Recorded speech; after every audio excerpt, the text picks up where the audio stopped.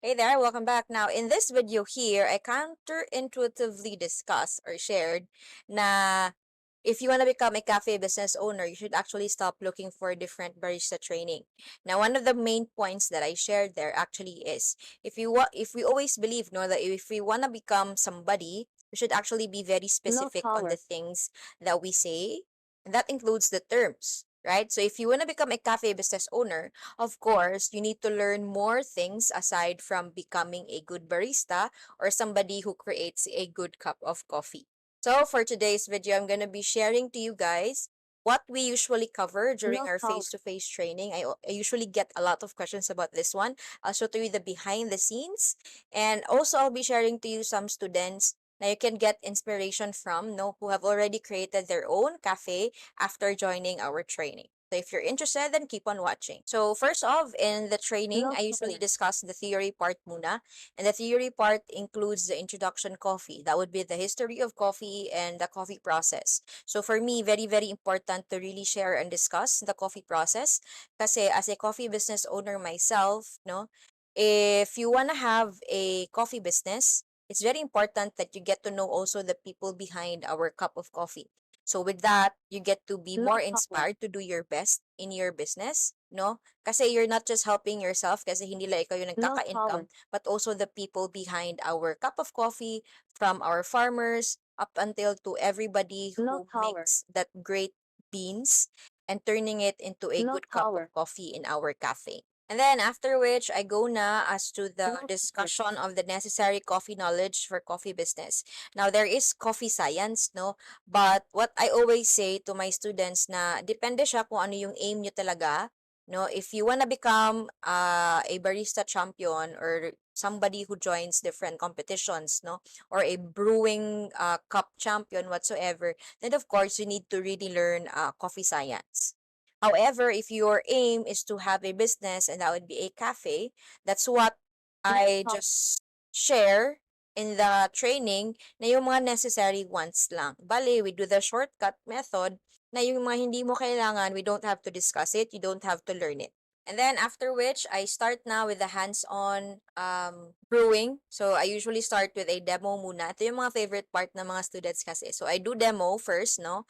And then, they then now have their turn in brewing their own cup of coffee. So, from grinding hanggang sa brewing. So, I'm sharing to you No here now power. behind the scenes of that part.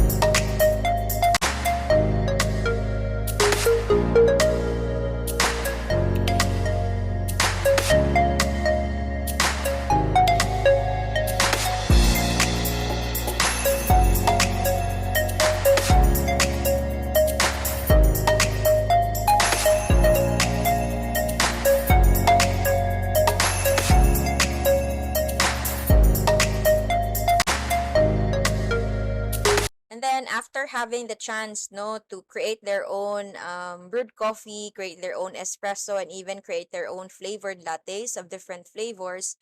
So I then discuss one of their another favorite Milk thing, power. which would now be the costing part.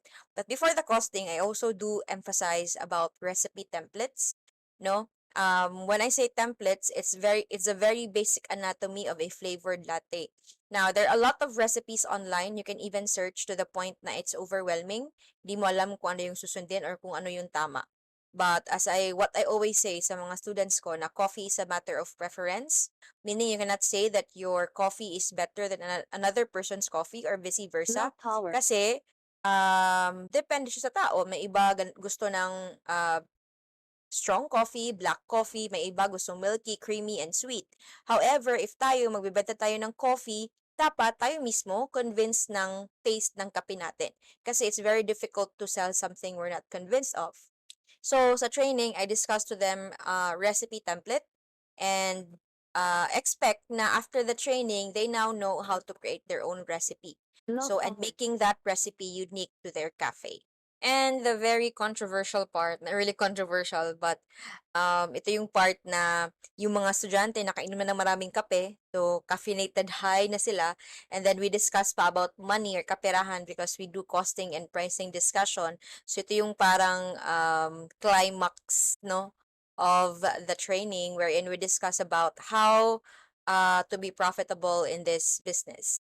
So overall, our training actually covers both brewing and also the business side of coffee. So if you're interested, if you're in Cebu, you might want to join our face-to-face trainings here. But also, I already have a coffee business boot camp, which would be trainings nationwide that I usually do with my online students. So aside from learning from me, you get to also interact with my online coffee business students who Milk already power. have their own small cafe. I'll be there in Metro Manila, October 22. So here is the link to join the training. And as promised, here are some of the cafes of the students who have joined our face-to-face trainings.